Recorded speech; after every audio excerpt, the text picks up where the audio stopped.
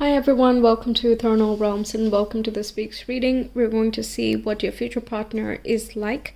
So we have pile 1 here, pile 2, pile 3 and pile 4. Make sure to choose your reading with your intuition. If you're not sure how, the video in the ribbon above will walk you through it. Once you've made your choice, the reading for you is in the timestamps in the description box as well as the comment below. So whenever you're ready, we will get started. Hi Pal 1, welcome to your reading. Let's get into it and see what your future partner is going to be like. So we have this oracle card here, but then I want to also shuffle for a couple more, perhaps like 2 more, and then we'll get started. So pile number 1, please, can we know a little bit more about their future partner? What are their characteristics? What are they like? And perhaps even some appearance. But appearance, I'm going to more so look at the tarot to find out. But regard, let's see what we get. Okay, so the first card you had, let's see that first. We have follow through, card number 23.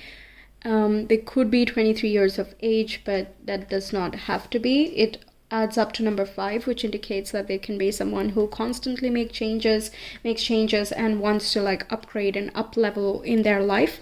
So they set goals and they are quite methodical in following through with that. We see all of this green and a little bit of blue over here, which indicates that they are self-governed in the sense that they decide what they would like to do or be or what they want to achieve in life and all of that. And they listen to their heart internally. Okay, they might not be very apparent in the way that they show up. For example, you might think, okay, that's a very practical person, but inside they are practical, and they may seem practical, but they are quite heart oriented. They follow through with what they truly desire. They're not doing something for the sake of others or to please others. It's not even dictated by parental conditioning, societal conditioning, none of that. Okay. Then we have befriend a word polarized, card number 25. Adds up to 7. Now this indicates that they are able to see 2 different sides of a story at all times. So I'm guessing some type of Libra qualities coming through. We'll get some astro dice and see some zodiacs perhaps that could be prominent. But regardless, this indicates that they could be in the justice system, for example, or it could be like they are seeing 2 sides of the story. They are medium of sorts. They can be diplomatic in a way, but because of that, they know what is true, what is not. Because they see different sides of the story all the time, they can see what is most authentic. And just because they interact with different people, it doesn't mean that they take on other people's energy. Okay, so they have a good understanding of who they are and who they are interacting with. They have an affinity towards people who are quite different from them. So for example, they seem quite practical on the surface, so they might look for someone who's more emotional on the surface, but they are emotional on the inside, so they might look for someone who is more practical on the inside. I know it's a little bit particular in the way that my examples are coming through, but yeah, it's something that I guess this person has this thought of I'll know when I know, but has this natural inclination to move towards opposites. All right, then we have bravely market your magic with 39. That adds up to 12, and 2 plus 1 is 3. So we have 3, 5, and 7. That's interesting because all of them are odd numbers and consecutive odd numbers, right? So that can indicate that with this card, I mean, can indicate that they are probably in marketing, or that they can be your ultimate hype person. Okay, they can see the magic in every moment or in every person. They feel like everyone has a potential, and that it's only up to how much we express ourselves that is going to make apparent who we are on the inside. So for example, you can believe yourself to be a great person on the inside, but if you're not demonstrating that thought or that intention, you might not fully realize that, you know, how much of a good person you are, or, you know, what type of good person are you, or whatever the case is, right? So I think this person attempts to express everything they believe they are, and meeting opposite people or people coming from different cultures and different backgrounds or different perspectives, they can really show them, you know, what they would like to show up as. For example, if they see bosses or authority figures who are not, kind or compassionate, they are only ruthless and only business-minded or whatever, they might notice that, you can conduct your business in a different way as well. You don't have to be mean. You don't have to be, climbing on top of each other or something like that. But you won't know this particular distinction if you don't interact with people who are quite the opposite from you, right? So it's something like that. They take everything as a learning opportunity to further themselves and advance themselves in life. Quite observant, I would say. Okay, quite observant. I also, we're going to get some tarot cards, but I also feel as though they have not had too many relationships in the past. I think they're quite particular. They don't try to fit, I think they believe that if it fits, it fits. And it might seem like it won't fit to others, but if it fits, it fits. When I know, I know. It's sort of that, they trust themselves a lot. It's quite nice. Okay. So let's describe this person a little bit more for pile number 1, please. Who is their future partner?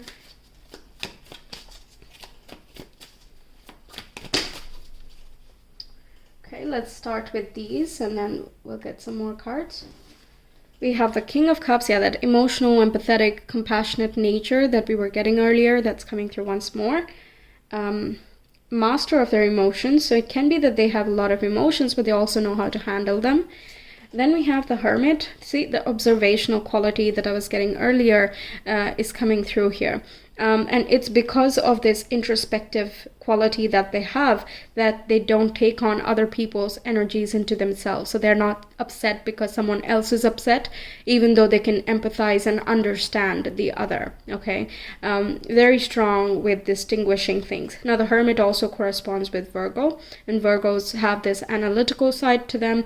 They have good attention to detail, and because of that, you can really notice their observational qualities.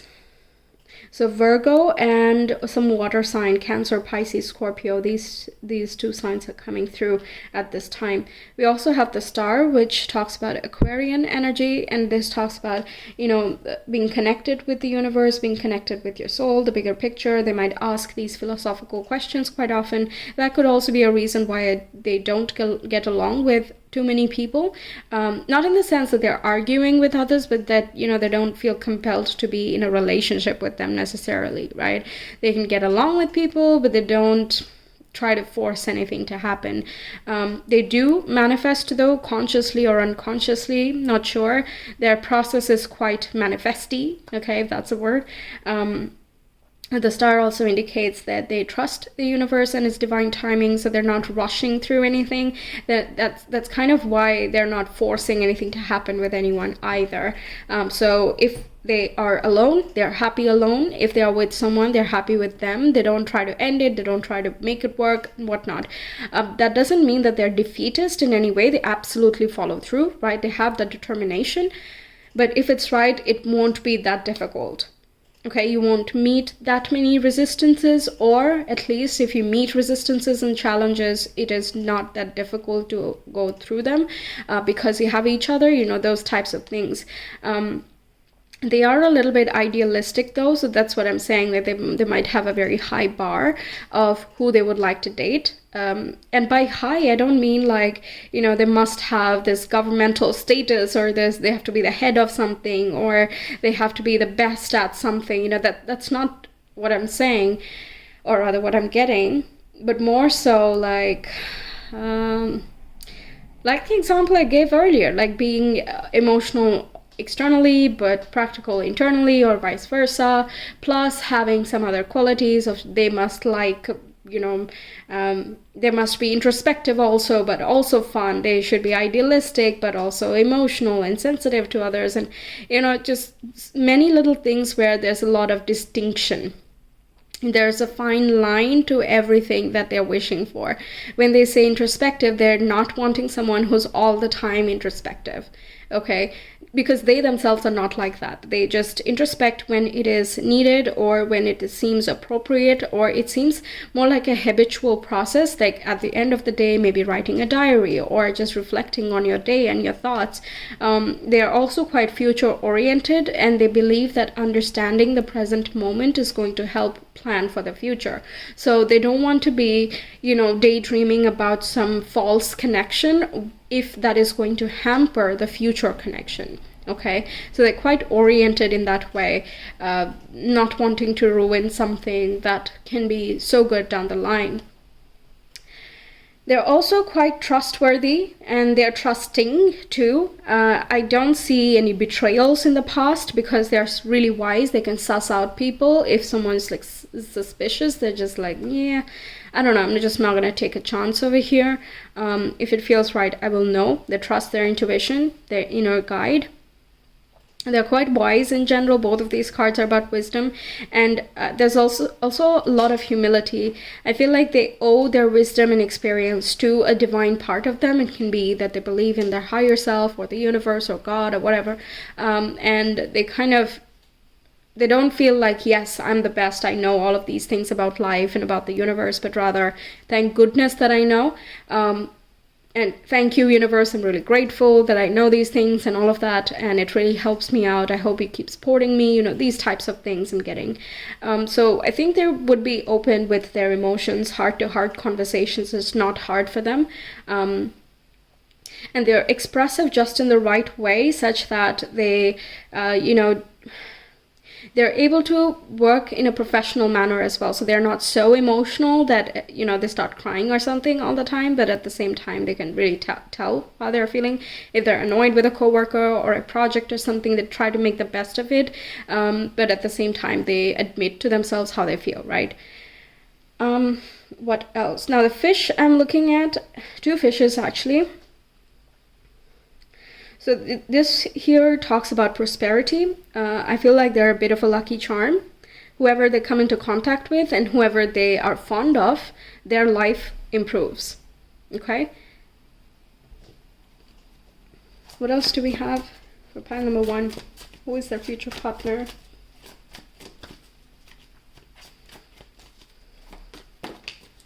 We have the Page of, again, another manifestation card.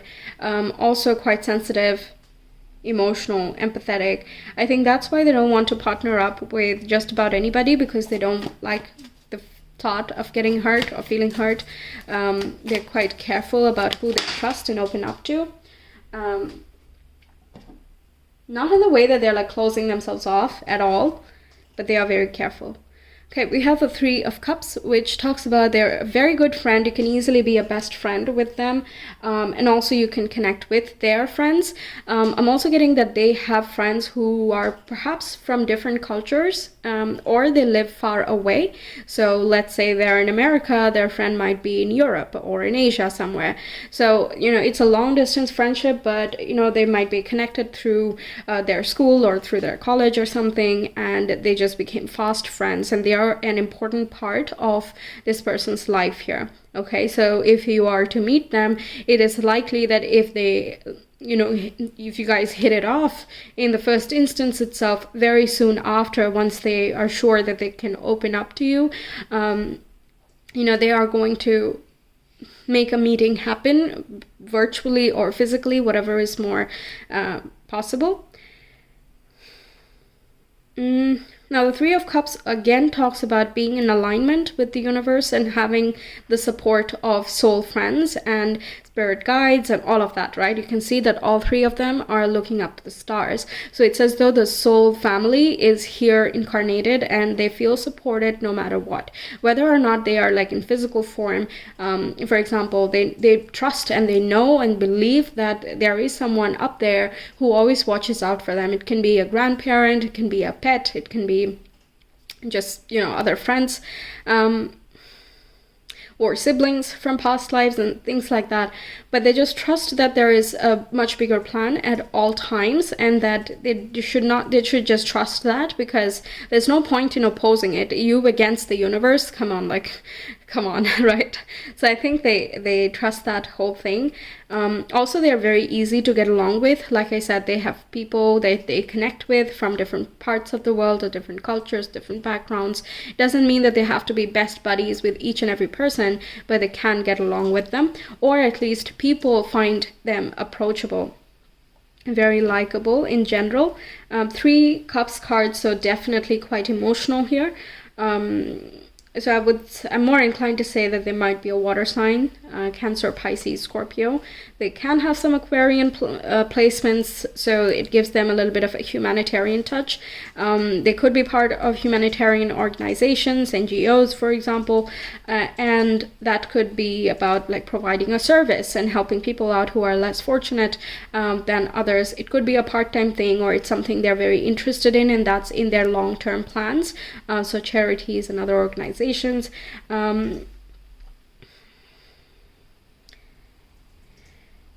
I'm also, I've never said this, but they could also be a matchmaker. Okay, they could be a matchmaker. And that's why they have also seen how many connections end up.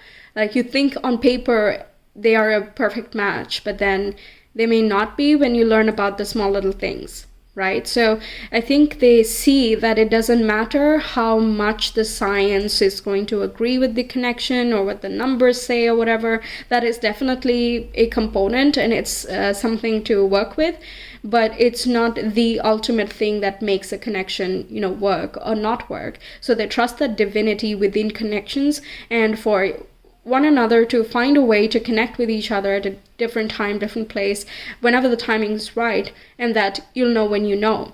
Maybe they have heard that through their own experience. On another level, even if it's not matchmaking as a career, they might be naturally skilled at understanding who would be a good fit with one another as well. And I think they are able to help people connect and network with one another. So like recruitment companies, for example, meeting the company and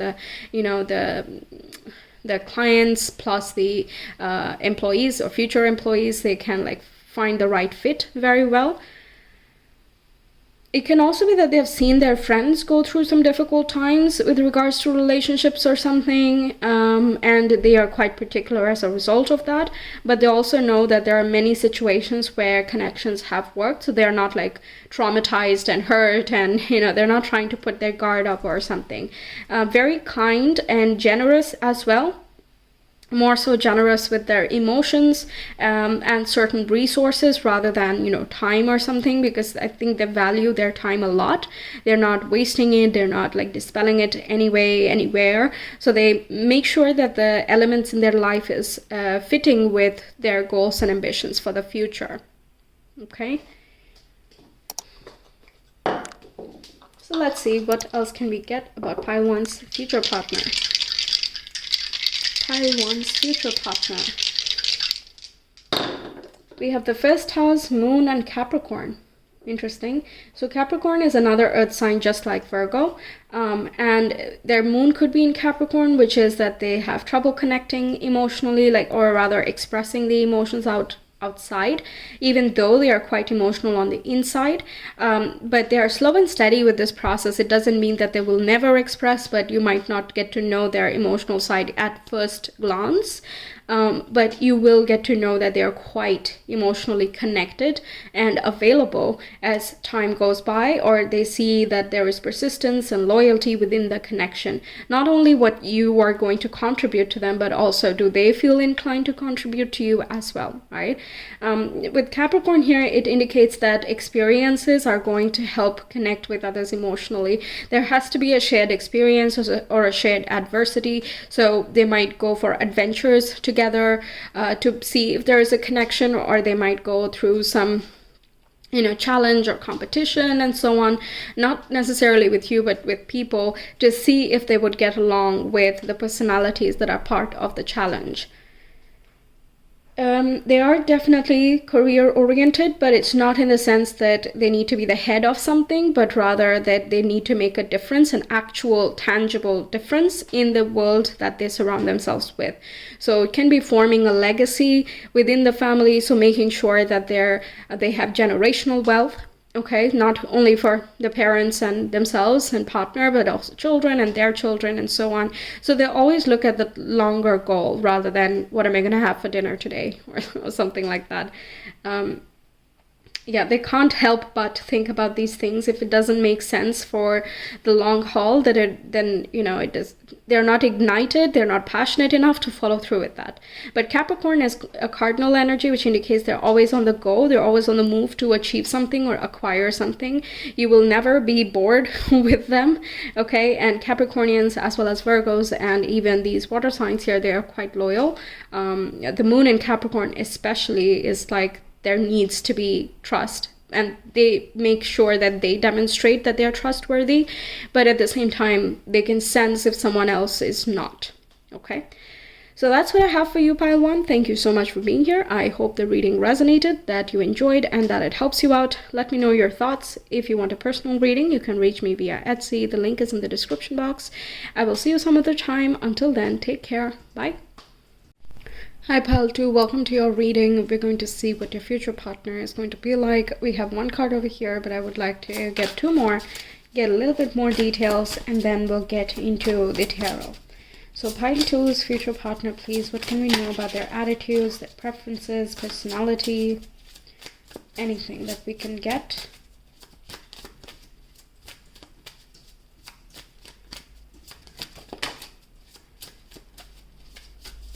One more card, please.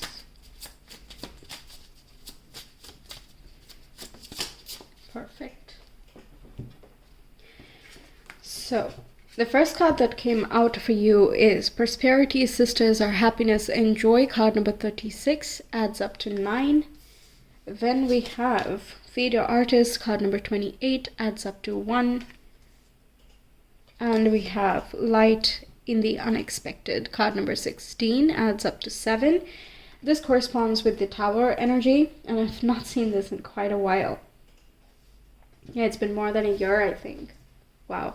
Okay, so anyway, this indicates that they can be quite unexpected and, random in a very nice way, actually, because they take inspiration from the things around them on a regular basis. They could be an artist for sure in a professional sense, or it just means that they have an artistic personality, so they're creative in the way that they see the world. They might have interesting observations or interesting likes and dislikes. You might think that it doesn't add up to the personality, but not in a suspicious way. It's just like, interesting, I didn't think you would be into that, but now that I know that, I wonder, what else do you like that I have not anticipated? So I think there's no time to get bored with them, and you just can have a lot of fun together. And they might have siblings, by the way. I'm getting that they would be either the middle child or the younger child, depending on how many siblings they have. But regardless, they are definitely a happy-go-lucky type of personality. They can be quite spontaneous as well. They do bring clarity into situations. Like, this creative problem solving is like magic. Okay, I don't think I have that much of it, and it's always interesting for me to see when others have more of that capability, and they just give their solution, and it's like, oh yeah, that sounds simple, I could have done that, why didn't I think of it, and so on. So it seems like they are that type of person who just, you're stuck in a problem and you're going over it again and again and again, and this person just pops by randomly and is like, yeah, you could try that, does it work, have you tried it, or something like that.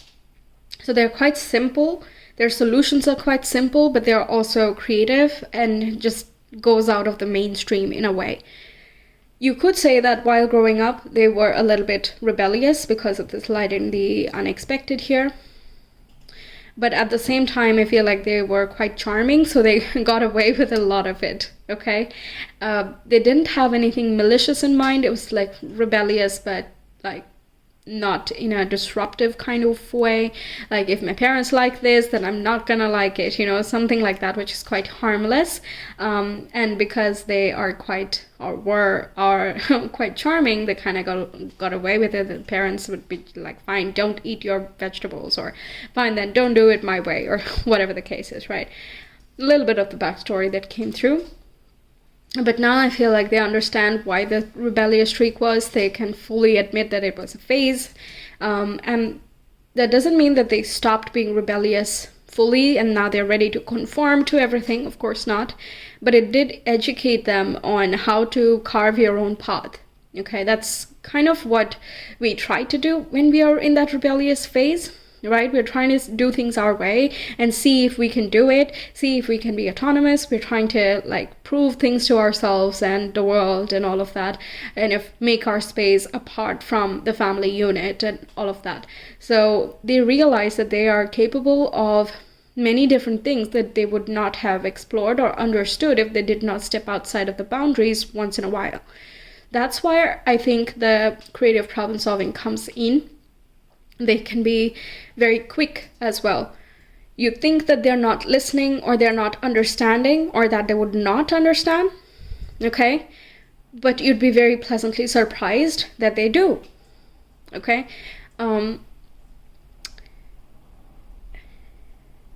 What else? The prosperity sisters are happiness and joy. I think, again, that deriving joy from the small little things in life rather than chasing after huge goals and big things and, being upset with the right now, that's not their style. Really not. I think they value the small little things all the time. The food they eat, the people they spend time with, their, small family or whoever. Yeah. Okay, that's coming through. I'm loving the triangles that's going on and everything. This is a square, rhombus that's going on here, but definitely a lot of triangular presence, which is quite divine in itself. It indicates the harmony between the mind, body, and spirit, a past, present, and future. They're not hung up on one thing ever. When they think of the future, they're not stuck there. When they think of the past, they're not regretting it. They look to the past to derive some experience, knowledge, or something out of it, and then they utilize that information in the present so that they can move towards the goals that they have for the future. And the goals are very soft. It's not like, in a year, I would like to be earning, this much amount, or in 5 years, I would like to be in this position. It's not that specific. Okay, but they envision. Yeah, I think the envisioning is quite strong with this person. I imagine that I would be happy at this time. I imagine that I would have a family, I would have a dog or whatever, They imagine a lot. Yeah, that artistic thing. They'll think outside the box constantly. That's, I think, their default. To make them think very mathematically or methodically, that's going to be a little bit of a toughie. But they can do it. It doesn't mean that they can't. But it's sort of like if they don't want to, they don't know how to make themselves. That's the part, I think, where the rebellious streak a little bit remains. You can't force them to want something that they don't. Okay, let's get some tarot, get some more clarification. What is pile 2's future partner like? Please, what can we know about them? Certain. We'll also get some astro dice, get some prominent zodiac. Also personality traits related to that, but let's see the tarot first. What are they like? Pile number 2's future partner. Perhaps some appearance messages if they come through. That's quite rare, honestly. Like, I always try to put in the appearance. It's just so diverse in general that it's quite hard to pinpoint. Let's get one more to start with. I'll get 2 more cards a little bit later. We have the strength. Okay, this is a very strong Leo indicator. Card number 8. It talks about prosperity. By the way, the day I'm recording this is 8/8. That's interesting. We have the 7 of Swords. See, oh goodness, it's crazy. 7 of Swords. Very beautiful. And we have the Page of Swords. See, like, they're very quick. They're intelligent, they're quick. And 7 of Swords indicates that they're rebellious to the norm. Okay? The strength is like, yeah, I can do this my way. I can figure it out. Also, Leos correspond with creative energy. So I think they're sharp, inquisitive. They have various skills. I don't think you can force them to focus on one particular thing. So I don't see them being a researcher or a teacher or something where it's very traditional. Instead, they like to charter their own path and I'm also sensing they prefer flat hierarchies. So if you are hoping to meet them through work, or you're wondering what their profession is, it would be somewhere that is a lot more open for interpretation, a lot more fluid, not so much of paperwork and this and that. If there is a lot of paperwork, they're going to find a way to kind of delegate that to someone else, because they don't want to be dealing with that so much. They can do documentation for sure.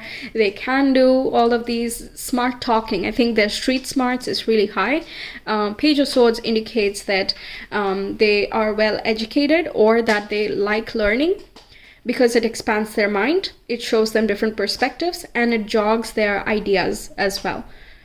I'm really getting either creative vibes or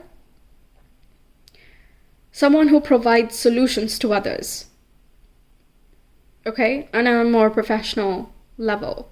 So it can be that they read or proofread contracts and make sure that everything is right, that the terms and conditions are there, things like that, but they're not the ones making the contract, right? They could also be dealing with like marketing strategies, or, you know, advertising, something like that, where it's a lot more creative. You just have to think of, you have to look at the research that's already there. You don't have to do the research yourself, and you just use that information to make the best of whatever you have. So I think that they understand different groups of people. I'm getting it's not so much on a personal one-to-one level, but they can understand different mindsets based on culture, gender, diversity, whatever, and they are able to kind of understand over time what makes someone a certain way. But at the same time, like, that can easily get very stereotypical, right? It can be that, okay, all Indians are like this, or all Americans are like this. You can generalize a little bit too far if you only do that. But because they have this rebellious streak, and they understand that each one has an individual ego or an individuality that has to be respected, because they want it to be like that for themselves, they are not too stereotypical. They understand, but then they are also open to being surprised, okay? Speaking of that, they like to be spontaneous, and they like surprises. So if you want to impress them, maybe, you know, surprise birthday present or a surprise birthday party or something like that would be just awesome. I feel a little bit of a pride, but it's related to I'm like, others cannot fool me, or others can't outsmart me. It's something like that, okay? They are not being malicious, though, with what they know, okay? But they also feel as though they can easily spot other people if they are, you know, trying to outsmart them. So if you're planning a surprise party, you better be really good at hiding that you are planning for something, okay? Something like that. Okay, let's get some more information. They definitely, I think they like to, this one is typical of, actually, these two cards, being smart and also looking smart, also looking great, you know? So physical strength, mental strength, that's quite important for them, I feel. Or they attempt to find a good balance between that. They are fierce. Feel like no one can say no to their requests. Not only because of the charm, not only that, but also they make like legit points. It makes sense, you know, what they say. Yeah. Makes sense what they say. All right, let's get two more cards. One more.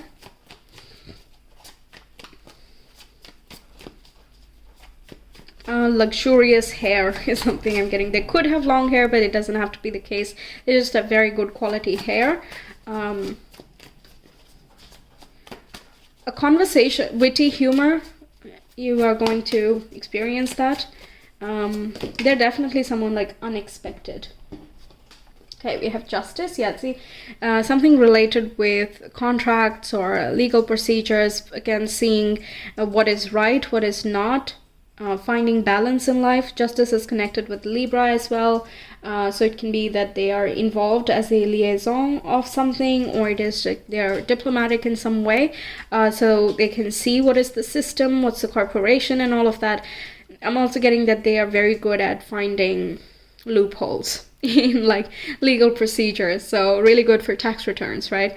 Now the Nine of Swords indicates that they might be an overthinker, or this can talk about feeling insecure at times that they hide. Okay, that's what I'm getting. They know they're feeling insecure, but I feel like they don't want to express that because that might make them look not smart. Because the Nine of Swords can be, it's oftentimes irrational fears, right? Like it seems rational, it seems logical to connect all of the dots, but then it's not the full picture, or we're not willing to see the full picture. It's just, sometimes we're deluding ourselves, that type of quality. So they might feel that, but they're kind of resistant to expressing it out loud. They want to show up as someone who got this, who's very collected in their thoughts, that they're only smart, and that I've noticed that people who like think a lot, yes, they have a lot of observational qualities and they're very intelligent and all of that, but they also drive themselves crazy. Okay, they drive themselves crazy by thinking too much and worrying about things that have not happened or will not happen even. Okay, so that's a little bit of a flaw. I mean, everyone's flawed. We don't have to like judge anyone based on that, but yeah, that's coming through. Also can indicate that they always are busy. They have a lot of things going on at all times, and many times they're worried about whether or not they're going to meet the deadlines, or whether or not they're going to fulfill certain requirements. So they might have to like move fast and move cleverly to meet the deadlines or requirements or whatever. What else was I getting? Yes, so many swords going on that they are likely going to be an air sign. So Aquarius, Libra, and Gemini.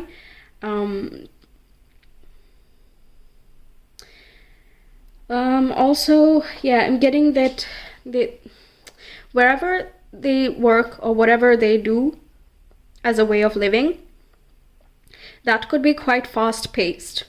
Like I said, I mean, a lot is going on, but I think they also have a lot of pressures from the outside. It's sort of like, if I don't do this, then there are big consequences all the time. Yeah.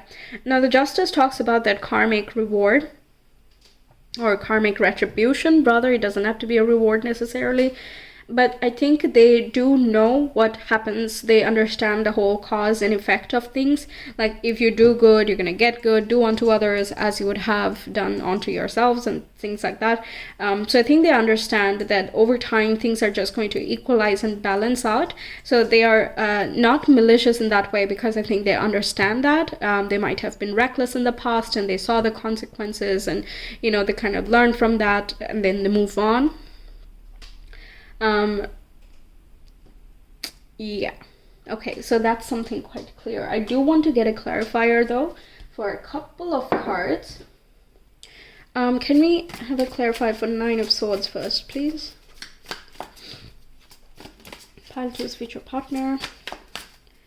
Because I feel like I'm missing some detail. I can't quite put my finger on it.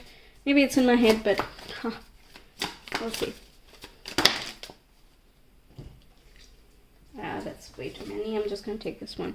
We have Five of Cups. Okay, they could have been disappointed in the past. Or they could have disappointed themselves in the past, I think. So they beat themselves up a lot. They regret certain decisions, perhaps, or certain conversations they might have had. Disappointment. Mars and Scorpio, that's pretty, like, potent. It feels quite intense, and you kind of enact that intensity. So they're very mindful and careful about what they say. So you might see, when you like interact with them, you might sense that they're thinking a lot about what they're going to say before they say it. And it can come across calculated or manipulative, but they're not doing that. They're just, I don't know how to explain it.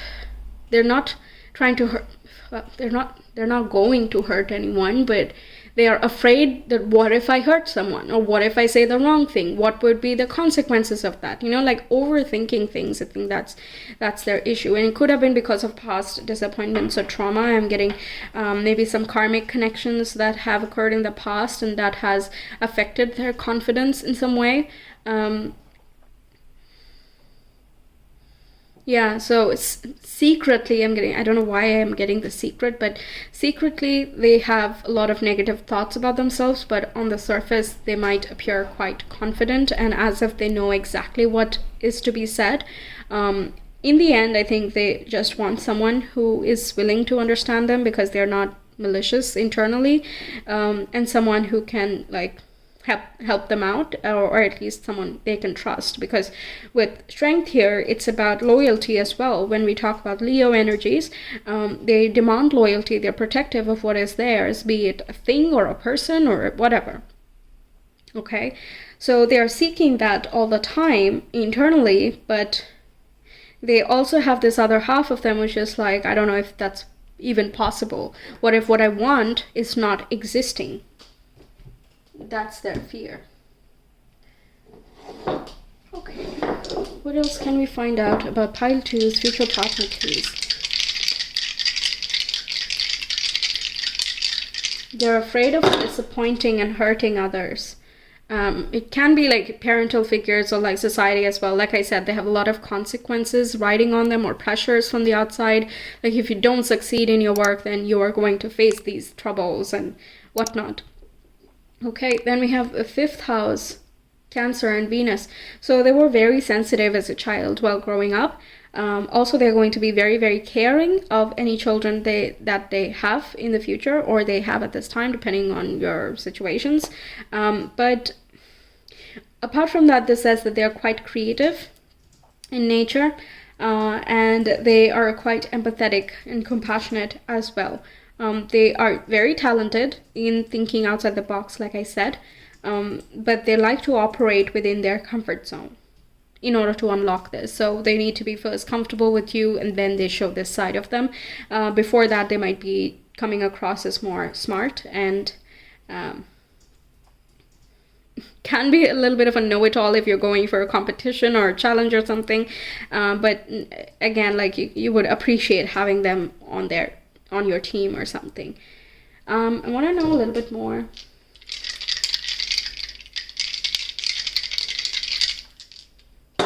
They're protective of their heart for sure. Yeah, there you go. We have Moon and Leo in the 3rd house.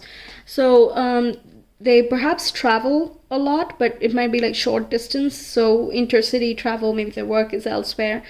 So they have to be quite timely, but then I feel like they skimp out a little bit once in a while, like they choose to work from home, for example. This also talks about their mindset and thoughts and communication. So they're very passionate in their speech, and yeah, the strength card indicates that there is passion. So what they say has this gravitas to it, either the way they present something or the way they express something, and people are easily like convinced by what they are trying to sell or be or whatever they're saying. So marketing, advertising again, and anything related with reading certain things.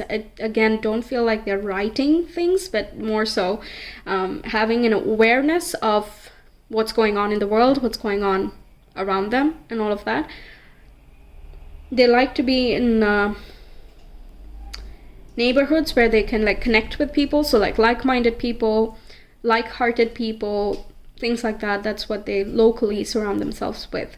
So even if they understand like the general populace at large, they are more so interacting with people who are more like them.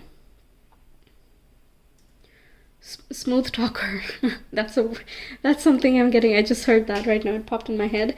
Smooth talker, very charming, hard to resist, things like that. So I think I'm not gonna say that that's fake or it's a front or something like that. They definitely have those qualities, but it's just that they feel ashamed that at some times they're not feeling their best. They're very hard on themselves. That's it. That's essentially the issue. Not the issue, but that's something they struggle with essentially.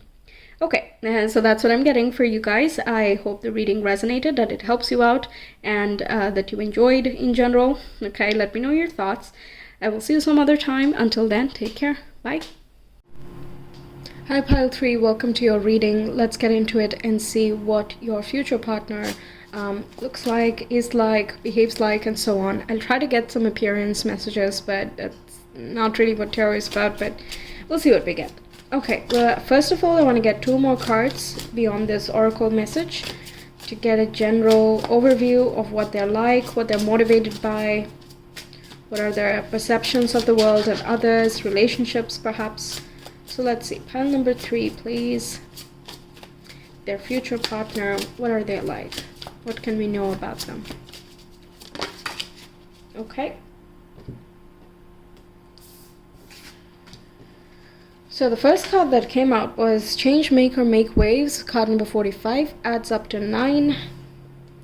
Then we have Overrate Your Intuition. This is the High Priestess card to me, and it is card number 2, just like the High Priestess. And we also have Integrate Your Knowing, card number 9 again. So okay, double 9 coming in, which indicates that they are definitely a force for change in their personal life as well as for their family and ancestry as well. I feel like there is definitely some type of, spiritual energy in this person. They could be a healer, or they are someone who's very intuitive. They can also be a wise soul, an old soul is what's coming through. They've been through a lot of shifts and changes, highs and lows. They understand many different like extreme viewpoints that exist in the world. They are not like judgmental, they're not overly critical about things, they're quite accepting and understanding, but at the same time they're clear about where they stand.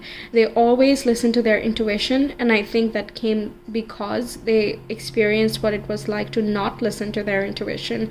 When they ignored their intuition, they also experienced difficult or turbulent rides. I'm also sensing that changes are a very inherent part of their life story. It's quite dynamic. They initiate lots of changes, yes, that's especially true at the time that you meet them, but prior to that point I think changes were enforced upon them. I'm also getting like a parent figure was in the military or something, so they were subject to a lot of transfers from one place to another, or like different schools, different students and all of that while growing up, so they could have felt quite unstable, but moving forward they also recognized what was good about those, that instability, because they got to learn a lot of things very fast, and they became wiser for their age. Yes, the flaw then becomes, or like the difficulty with that becomes, that you don't quite relate with everyone in your peer group, but at the same time you can be such a mentor figure, right? So I think this person has that in them, that they could be a healer or an advisor of sorts, someone who's a confidant, a trusted person that you can always approach. I'm also sensing that they are quite approachable. You can almost see intelligence and class like ooze out of them. Okay, I don't know how else to say it. It feels like it's showing up in their appearance or in their persona, the way they conduct themselves. Now their eyes could be something that stand out to you, or you intuitively feel as though this would be the person, something like that.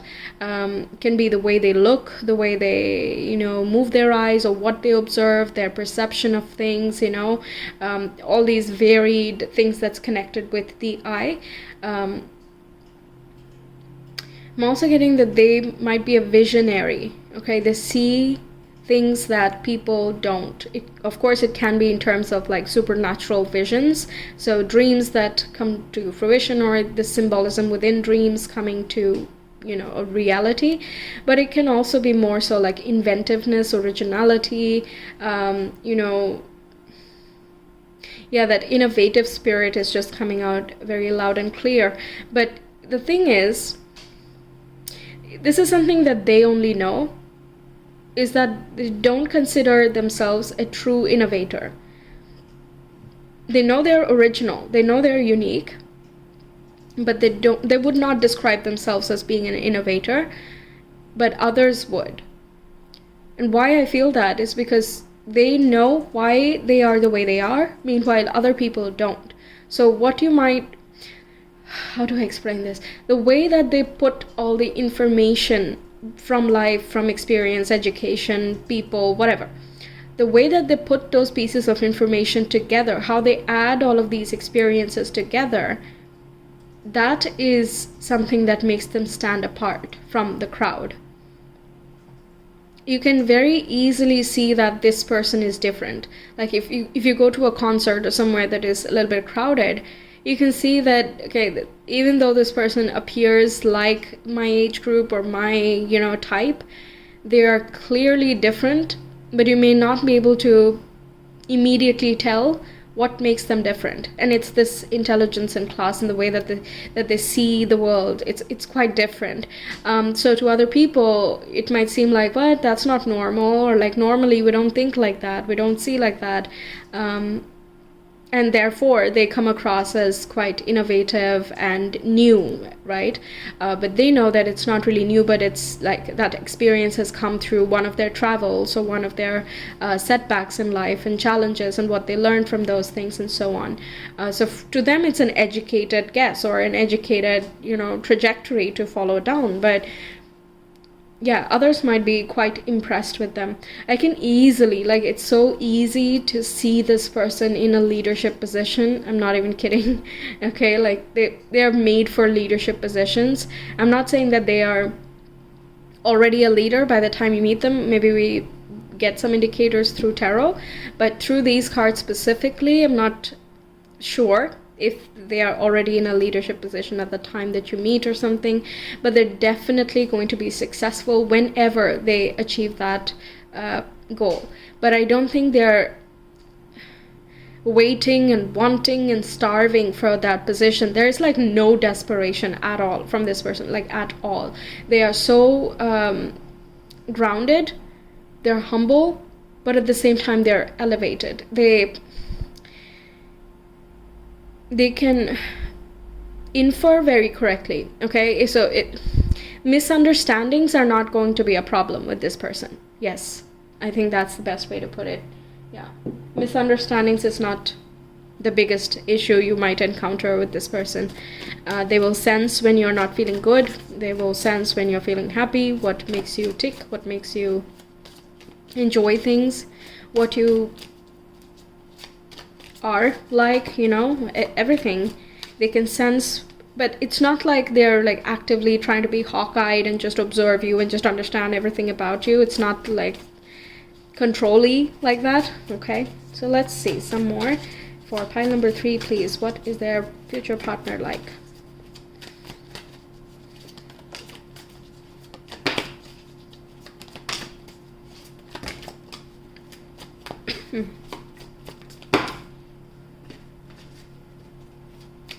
Oh wait, through this, I'm gonna get 2 more cards. That was 3 cards that came out in a chunk, so I'm gonna put it back. Awesome. So the first card that popped out was this. We're gonna go sequentially. Yeah, see, this is that setback card that I was talking about, 5 of Pentacles. They have experienced not having anything or anyone. Okay, they would be the ultimate motivator, like seriously. They have been through their hardships. They've been alone many times without friends or without finances, or they felt that unstable, insecure type of feeling. They might have felt for a long time that they didn't have any backup.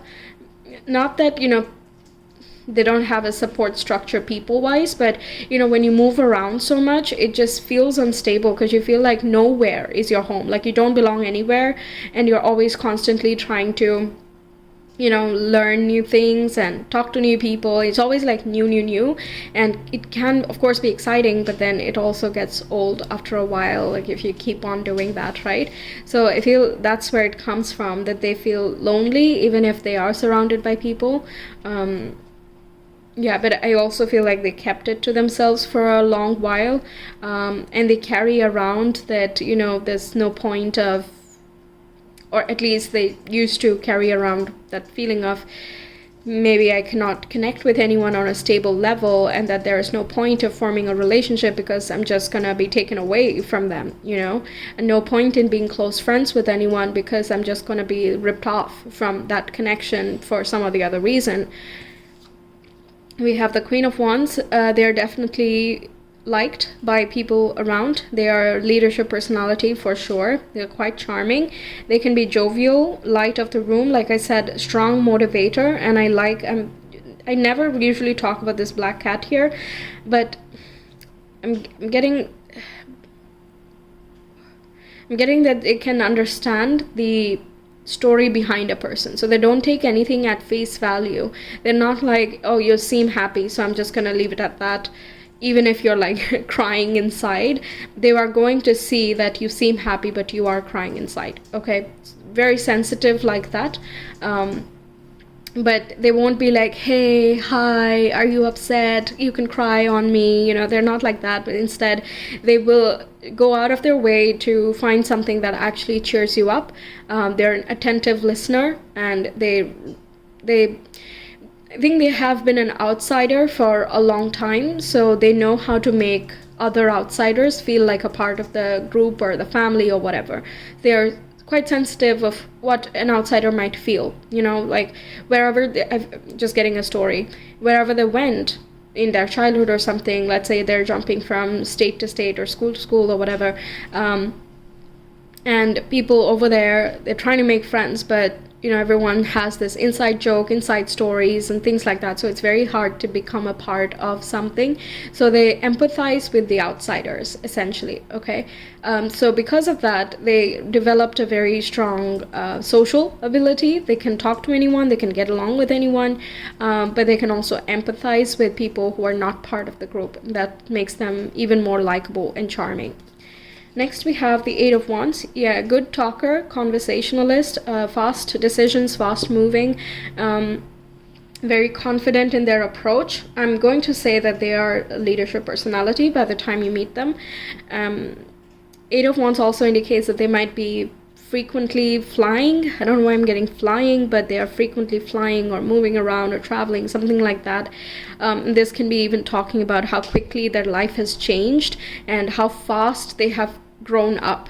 Not sensing so much that they were in charge of responsibilities and obligations, not grow up in that way, but grown up in experiences. Okay, like trying on different personas while growing up. For example, if you move, let's say, from country to country, you might have to adopt different mannerisms and different languages as well. So I think this person is very quick at grasping anything. Okay, they're quick learning, quick conversationalist. They can understand people from like different walks of life, and they're comfortable with all of that. So that confidence just seems out of the world to other people around them. But if you know their backstory, it makes sense, right? Eight of Wands, Queen of Wands also indicates that they are very warm, very generous, and quite exciting. They can be spontaneous whenever they want to, and I think they can go for rock climbing, running, some type of adventure where there's like fast moving energy, and they're running. That speed is just very loud with this Eight of Wands there. But it's not so much about speed in general. They're not like hasty and erratic. No, that's not what I'm getting. More so, it's very focused, laser focused, in fact, and they just move with agility, and they're very observant along the way. So if there are like certain changes in circumstances, they know how to like put themselves in a better position moving from that point on. Then we have the Seven of Pentacles, which is the grounded quality that I was getting, the humble quality. They can be happy with very little. They don't need a lot of things. They're not into the whole consumerism, capitalism, that whole situation. They're not into that at all. They could be someone who is like, you should do something yourself, grow yourself out of a situation rather than wait for people coming and, helping you out. It's not about the, oh, poor me, oh, dear me, who is going to come here and help me out and rescue me. It's not about that with this person. I think they learned that through being sad for some time and being alone for some time, that literally the only person that can help them is them. Okay, really motivational, this person. Now the Seven of Pentacles also talks about patience and perseverance, so that don't rush through anything. That's Eight of Wands can get hasty, okay, like rush to decision and getting just agitated, but they're not agitated. They're very, very patient. They take their time. They savor everything. Okay, so if they're running, they're not thinking about other things. They're not trying to escape something by running. Okay, they're running for the joy of it, for the thrill of it, and they're very present in that moment. They could like gardening as well, or something like low-key. And both of these extremes kind of exist in this person. Like I said, there has been lots of highs and lows, and they've been on both sides of the spectrum, or they have interacted with people from both sides of the spectrum, people who don't have anything and people who have a lot. So they know the rich mindset, they know the poor mindset, and they can kind of find a happy middle. They are not swept up by silver tongues. That's the word I'm getting. Like, you're just very slick and saying all the right things and doing all the right stuff. They're not swept up by that. They don't get swayed by flattery as well. I think they can spot it like instantly. They're not judgy though. They're not like, oh, you're flattering, that means you are something. They're not like that. Like, oh, flattery, I don't like it. So anyway, can you prove your word? Okay, if they're employing someone, they're not going to respond to, how's your children and how's your, life, and did you have a great weekend? Things like that. I don't think they're a very small talk type of person. But they will respect you, they will honor you, and they will stand by your side. Like, you cannot have anybody who is as loyal as this person here, because they empathize. They can put themselves in someone else's position.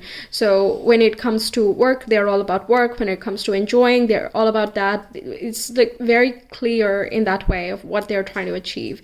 You don't have to question like, okay, so they're doing this, but are they thinking something else? Are they feeling something else? It's not like that. All you have to do is open up and ask, okay, and that's it. They will tell you whatever there is to know. And honestly, you might be surprised at how simple they really are. They just want something very simple, like what staple and some regular food. That's it. They don't need caviar all the time. They don't need oysters and wine all the time, right? It's not about that. But if they're going dining, they're going to make sure that they're savoring that moment, right? That they're truly celebrating each and everything that they're getting. So very grateful person, this one. Really nice. And wow, okay, so we have the Hermit as well. Once again, grounded energy, but also quite intelligent. That wise soul, old soul that was coming through is coming here. I think this person is quite disciplined and orderly as well. So if it's, exercise time, it's going to be exercise time. There's no other option A or B or whatever. So again, inspiring in that way. Enjoys quiet time or solitude. Perhaps they would go hiking for the thrill of it again, but at the end of the mountain or the hike, and they're just going to sit for a moment and soak things in. I think they're such a soak it in type of person. I'm also feeling like if you don't enjoy right now, you're just going to miss it. You're just going to miss the magic right now. And they learned that because they had some sort of like erratic or fast moving or unstable type of beginning. Okay, so enjoy right now, because that's literally what you have. I think they understand that very, very deeply, and they embody it so perfectly. Okay. All right, so what else can we know about pile number 3's future partner, please?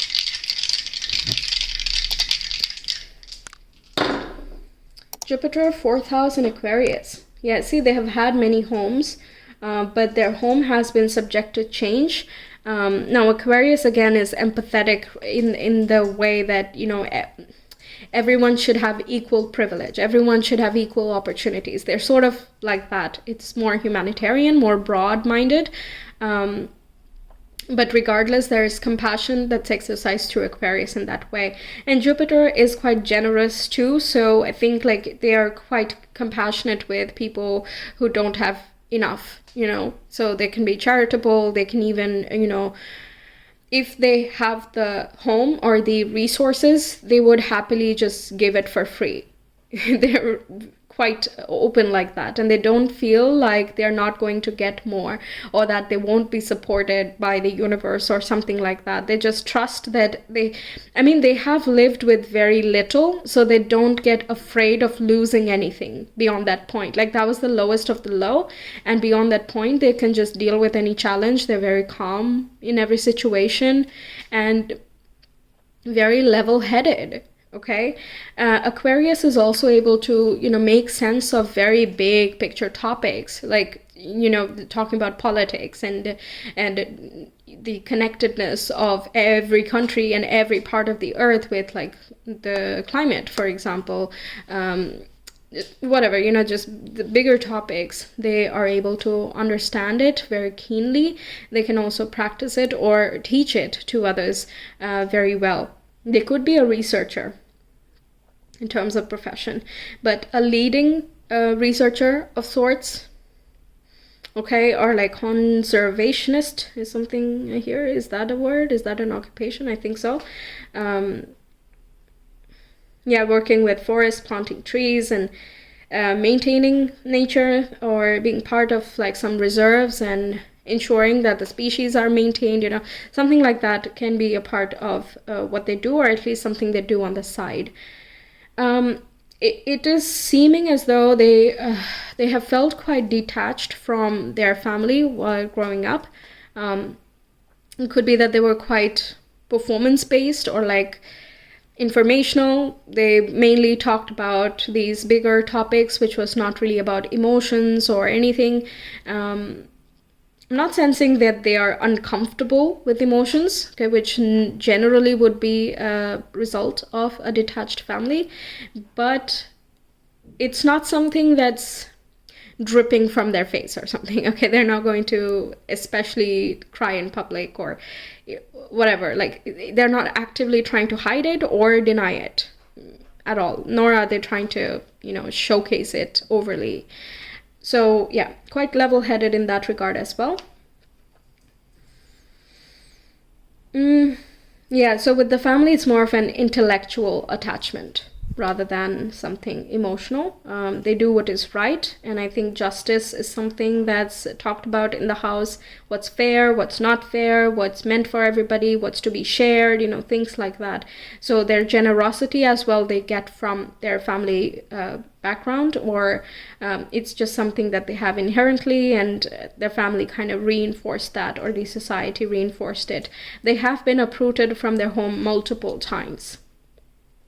Okay, not because the house was destroyed or something. I don't think that was the case, but because the military thing coming through, but also maybe someone in the family was wanting to just shift and change quite rapidly. So whatever the circumstance has been, they have felt a little bit unstable or detached and kind of lonely at many times. But they definitely became wiser as a result of that, and I think they're a lot more compassionate and understanding than their ancestors that they experienced. Okay, so that's what I have for you, Pile 3. Thank you so much for being here. I hope the reading helps you out, that it resonates. Let me know your thoughts. I will see you some other time. Until then, take care. Bye. Hi, Pile 4. Welcome to your reading. Let's get into it and see what your future partner is going to be like. We'll get some personality, attitude, traits, certain things about their life, childhood even. Let's see what comes through. I would like to get 2 more cards, please, for pile number 4 from this deck. And this one.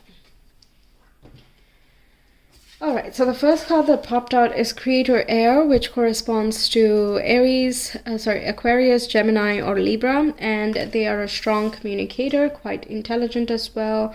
They can see things from multiple perspectives, or they have a broad knowledge base. They could be quite well educated, or their communication could be something that is quite prominent about them, like their voice or their thoughts could be quite prominent. It could be that they are a teacher or an orator of sorts, publisher, writer, or like they make videos on YouTube or something like that, somewhere where they're sharing some type of information or knowledge. Then we have Choose Who You Are Becoming with card number 7. And we have Light in the Unexpected, card number 16. This corresponds with the Tower energy. This is indicating that they are constantly trying to, not constantly, but they definitely make choices on a regular basis, which puts them outside of their comfort zone. The Light in the Unexpected indicates that it might be completely out of the blue, or it is just, different from what you expect out of a personality like them. So they're spontaneous, and I feel like they try to break themselves out of a boundary because I'm sensing that they know it's easy to get comfortable and complacent. So if you don't like challenge yourself, then it's not going to get you very far. So yes, they're constantly choosing what they would like to be, and they take actions in that regard. So if they are doing something that they don't absolutely enjoy, and their goals are something quite different from what they're experiencing in a certain point in time, they don't mind changing their actions completely. Like every day, if they generally woke up at 10 o'clock in the morning, they decide, okay, I don't want to be like this. I would rather be like a more successful person, let's say. And so what do successful people do? And I'm just going to go and make that choice to embody them, something like that. They look at mindsets as well. They could be a mindset coach or a manifestation coach even, if we go a little bit esoteric. By the way, 16 adds up to 7 as well, so it can be some divine guidance or intelligence that they are offering to others. They could be a therapist too, so they have seen many different things and they have experienced quite like unusual encounters with people or unusual problems that generally people may not know about, but they are aware of that. And by like noticing all of these different facets that we have in life and people, they are able to again more consciously choose what they are creating in the world. They are likely going to be quite mindful of what they say. So they feel as though words, intentions, and thoughts have like huge power. So you should be careful about what you put out there in the world. They're just very conscious about that. So if you talk about manifestation, for example, they would be more particular about the way something is said rather than the intention alone. All right, what else am I getting? I'm just going to get some tarot cards. That's going to give a lot more clarification. They could be an air sign, by the way. Okay, so pile number 4, please. Can we talk about their future partners? What are they like? We have the Emperor, so they're a leader figure, an entrepreneur, or a very confident person in general. They are quite self-reliant as well. They look forward to creating structure and stability, and they constantly kind of eradicate certain behaviors or objects in their life in order to ensure the overall structure and stability. So for example, if I take the analogy of gardening, then, you have to remove the weeds so that the rest of the plants, which, are more fruitful, they are going to survive. So certain structures need to be restructured or broken down entirely so that the whole system can survive, right? So the Emperor has to make certain decisions like that. And they always have to be a little bit strategic in that regard. So you have to think a couple of steps ahead in order to do that sort of thing, essentially. They can be, again, a boss or an authority figure when you meet them. Aries is coming through with the Emperor. What else can we know about them, please? 3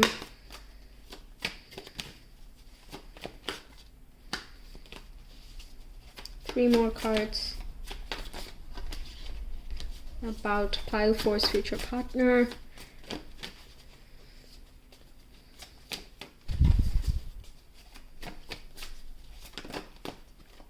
Okay, 2 more cards, please.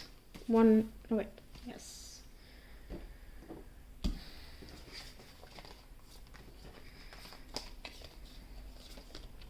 Yeah, this was wanting to pop out when I was shuffling, but I wasn't sure if it was going to actually fall. So we have the Sun coming through, once again a leadership quality, but it also shows that they are humorous and they're game for like anything. They're up for any plans you might have, or a social event or encounter, whatever. They like being happy. They like being surrounded by happy people. They're also quite clear on their goals and quite focused as well, and they don't treat their goals like it's an object to strive towards or cling to or something. There's no attachment to things, but at the same time, why? Just because there's no attachment doesn't mean we have to constantly disrupt systems, right? So there's a good balance in that regard. They have fun, but they can definitely be serious as well. They are quite passionate. Now the sun represents, it rather rules Leo, so 2 fire signs coming through. Even though we have creator air, there's already a lot of fire in here. So passionate person, confident, quite creative too, can make a very nice leader for sure, quite motivational, inspirational. Yeah, I already said the focus and the clarity. What else? I felt like there was something else I was getting, but maybe it'll come a little bit later. Let's see. Wow, okay, we have the Empress coming through, the Emperor and the Empress. That's not very common, so that's nice. I think this indicates that they would like a partnership, and they're someone who looks for mutual respect and mutual honor. Like it has to be equality based. They would be very loving and very passionate, but then, you know, they also want the same reciprocated towards them. They don't want to be the one who's chasing all the time, nor the one who is acting aloof all the time, right? There's a reciprocity there, and that can only happen when you like trust each other, and also you are respecting one another. Also, it feels, I'm not going to say traditional, I don't think it's traditional, but it's sort of more on an energetic level that, you know, if they identify themselves as being a divine masculine, then they are looking for their divine feminine, and vice versa.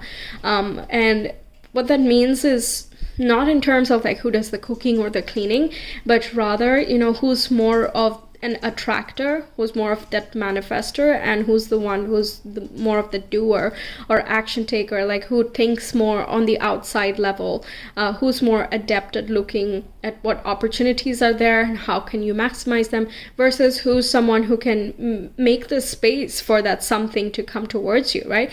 So whenever you're trying to manifest it, we generally say that both of these two things come together. You have to have the intention, you have to say it well, you also have to have you know, the, what is it, you have to make the space for it, allow it to come to you, but at the same time you have to take certain actions to make it happen, right?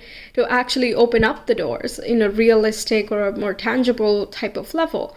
So it's sort of that energy that's coming in. Like currently I think they're doing both, they're being both, but they would like to split roles in this way, and one doesn't make anything like lesser or greater, right? Both are equally necessary. You can't keep pursuing things if you don't have time or the space to accommodate for that pursuit. Nor is it true that, you know, you have lots of space but you're not doing anything about that, right? You need both. So I think it's that type of harmony and equality that is coming through here. They're conventional in that energetic way, but not so much in, you know, the household chores or something like that. Then we have the Knight of Swords. They seem to be an action taker, but they have lots of faith and belief. They also listen to their intuition and their instincts, okay? Because the Empress is here, it indicates that they are very connected with their emotions. They may not act on those things, but they know what they are. They know how to handle them. They don't like project their insecurities onto others, or, you know, they're not like a gaslighter or something like that. They definitely play fair. Also, yeah, that intuitive listening was coming through here, and they are focused on creating not only structure and stability, but more prosperity and legacy for themselves and their future generations. With the Sun there, I think they have this childlike enthusiasm, and their parents have been a very important influence in their life. I think they respect their parents and their ancestors a lot. And they are also quite universally connected in that way. Now the Sun indicates that they could be wanting children. Perhaps that's their goal when it comes to relationships, or what they look for in a partner, like someone with whom you can have a family, or with someone that, you know, things don't feel heavy and you can just have fun with each other. You can enjoy your life and time together, even though, you know, life goes on, you have your ups and downs and whatever, but, you know, you don't give up on things and you just keep trying to focus on the end goal of things, right? So if the focus is to make the relationship work no matter what, then so be it. If the goal is to have fun in the relationship at every turn, then so be it. In times of adversity as well, trying to find the fun in things and so on. So this is going to be more of a mutual agreement, and I don't think they have a set ideology of what exactly they're looking for in a person. But it's more so like who can be a complementary effect, but also like having enough similarities in terms of worldview and belief system and so on. I think that's what they look for in general, but it's not like they need to be this height and this appearance and this nationality or whatever. It's not boxed in like that. We have the Six of Cups. Yeah, it should feel like you've known each other forever as well. Yeah, they definitely have this childlike spirit. They're quite creative within. I don't think they do that as a profession, but they are quite creative. Perhaps that's part of their hobbies, and they have lots of childhood friends perhaps, or, you know, childhood pets and memories and all of that, and they hold them quite dearly. Also, the Six of Cups indicate that they have learned from the past. Since childhood and ongoing, they have learned a lot, and they kind of respect the whole journey. I don't think they will say that I want to change the past, or I regret everything, or like I want the future to look a certain way only. There's not that much rigidity. I love that, especially with the Empress coming through. It adds that bit of flexibility, right? Now, all three of these cards indicate that they are quite creative. But the Emperor and the Knight of Swords balances it out and puts that creative spark into action. So they might have a vision of what they want their wardrobe to look like, let's say, and then they just get on it and bring the materials to make it happen. So you might find that they're quite unexpected in the way that they don't repeat the past all the time. So just because they had a certain hobby like a year ago, they're not going to necessarily stick with it forever. And it's not that they're flaky, but that they want to, experience different things and just have many different skills. You know, they don't want to be stagnant in any case, which is quite nice because it keeps giving you a different flavor to the relationship, and also it keeps developing and challenging the other person, aka you, right? It helps both of you grow and kind of come together with different skills. I don't see them having the expectation that you also have to be completely dynamic all the time, but that if they are dynamic, you should not like judge them for it or like hate them for it or something. I think that's the bare minimum that they ask for, or they think about it, but not so much that, you know, my partner also has to be very sporty or very this or very that. It's, they don't have so many criteria for someone else who's not themselves. So they have again, they're making choices for who they are becoming, right? They're not choosing for others. So they don't expect the same, they kind of expect the same from others as well. So whoever they're with, to not be like, you should be like this, you should be like that, and if you're not like this, I won't like you, and all of that, right? Because they seem quite unconditional and very reliable. Like if you want to have a family with them, they're going to be there. Okay, they're very reliable to see it through. Now with the Six of Cups as well, they might want a kid and a pet. Okay, that might be their ideal family structure. And they're in the process of making sure that there is all of the resources to make it happen. So like financially stable, career-wise stable, having the opportunities to expand and grow, maybe certain savings and investments for the future and all of that, looking through, what schools are there, or what type of education would be a good idea, and so on. So they could have learned from their own experience that going to a certain type of school is not the best, or certain type of education system may not be, the best choice now, given the development. So they're going to make certain different choices to best benefit the future generation. They think in this like bigger term a lot. They don't wait for people to come and save them. Not at all. They are like, I'm going to do this. I'm going to take charge of that. I think they imagine themselves, they envision themselves with, being with someone who is just as confident in themselves. Different skills for sure. Emperor and the Empress, they're not the same. Okay, they're not the same. They don't want each other to be the same. There's no flavor, there's no charm, spark to it. It's the differences that are like, oh, okay, that's interesting, that's new. So it's exciting to them that if you're not very dynamic, for example, and they are, it can be quite exciting to them that you're not. Like that's a different way of approaching life. So, I'm not saying that you have to be like them to be with them, right? No. Also, the Six of Cups talks about making fond memories, and it's very little things that make fond memories, right? It can be a random day that you thought was going to be useless or not pleasant, but then you have this, roadside snack, or you have this conversation while trying to, save yourself from the rain or something like that, and that just becomes a bit of highlight. So it's the very little things that make a difference, and I think this person recognizes that, but they also have big goals. Okay, they're quite oriented in that way. But I don't see them being so overly focused on the past or the future that they miss out on the present.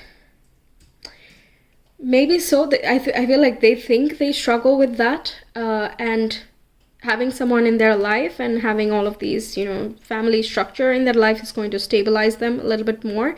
And they want that. They're kind of seeking it and making sure that their dynamism now is going to help in creating better security for the future. The Knight of Swords as well is quite goal-oriented. And Swords talks about that communication again. So there could be always like looking for new clients, for example, new avenues and opportunities to expand their knowledge or pass on their word. If they have their book, for example, they want to, make sure that people get to it, that it's advertised enough, or it goes through the right publisher and creates the right reputation and things like that. I think status and reputation is something that's important to them, and they might be in the public eye or are prominent in some regard. With the sun here, right? They're like seen, visible, and especially because of that, they care about the reputation. Okay, yeah, that's something that they're into.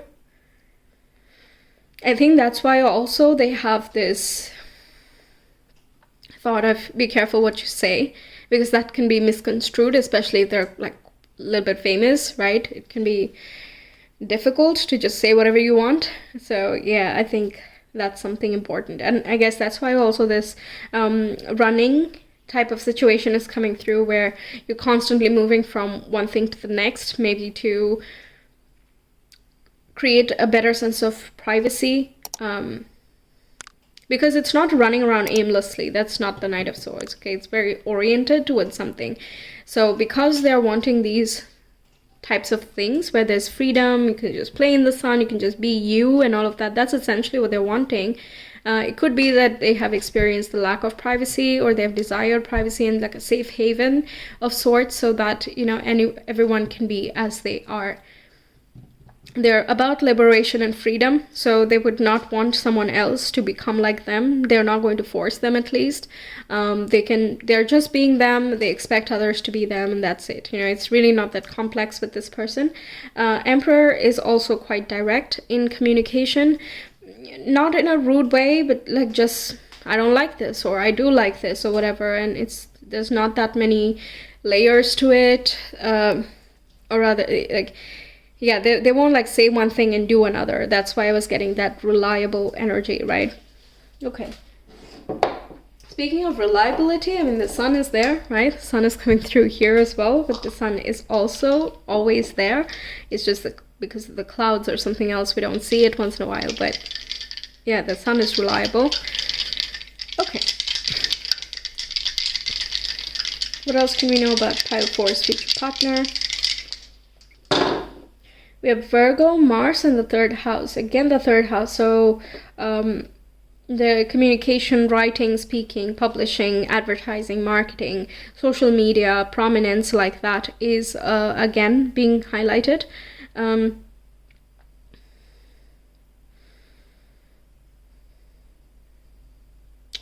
getting that they're an only child, but perhaps they grew up with a pet. Yeah, perhaps they grew up with a pet and they had a lot of fun with it. Yeah, so Mars in Virgo is, again, being very pedantic and particular about words. Maybe they are well read as well, and they kind of run in that circle. But once again, I'm not getting that they're like forcing it on others or something. They're just particular about what they do in their time. Their thought process as well is quite thought out, analytical, and they take action on those ideas. They don't sit on the ideas, they don't ponder it for very, very long, but at the same time, they're not very impulsive either. I'm also getting that they have like multiple things going on parallelly at all times, so they might be required to be in two places at the same time. That is often the case with this person, so they have to constantly make these choices of who are they becoming by doing these two jobs or these two like other avenues. Like if you're writing a book, it's not likely that you're going to constantly be writing books, right? You're also doing something else. So, you know, do they like the something else? Do they like the book writing? You know, they might question this a lot. Like, am I doing this right? Am I doing my time and energy justice? Because it matters where you focus your energy, because that's what you're going to manifest, right? It could be that they are a fitness coach or expert as well. Maybe they teach how that, you know, mindset, basically, again, that comes in. Like, you can't think that this is it and then give up after that. You gotta keep pushing. And how can you push physically but also mentally? You know, how can you achieve your goals even when the odds are against you, or you feel as though the odds are against you? Yeah, that's just improving mental strength, in your agility to like adapt to incoming information. I think they're really good at that. Yeah, can be quite sporty as well. Good looking, I think. Yeah, the Mars and Virgo definitely can be the case. I'm just looking through to see if I'm getting anything else. Yeah, they are quite connected with nature as well. Yeah, they're connected with nature. What else? We talked about the intelligence, talked about the jovial nature. They can be humorous. They are quite compassionate, or they like cute things, but they might not say that right out loud for like pride or whatever. They just appreciate it and then they move on, and that's it. They don't get overly melty, let's say. And they can be a source of inspiration, like I mentioned earlier, but like, you might not think of them as that initially, or, you know, when you talk to them, they might come across someone who's quite direct, so you don't go to them for compassion, but they also have this very compassionate side to them where they can empathize and relate with just about anyone or any situation. It's not necessary that they have, you know, been through all of those situations. I don't think so. But they have experienced on some level something similar to that. So they're able to kind of extrapolate from that experience. But also they're a very good listener. They're a good talker for sure, but they're a very good listener as well. So it helps them relate with more people without having to go through difficulties themselves. Okay, so that's what I have for you. Pile number 4, thank you so much for being here. I hope the reading helps you out, that it resonates with you. Let me know your thoughts. I will see you some other time. Until then, take care. Bye.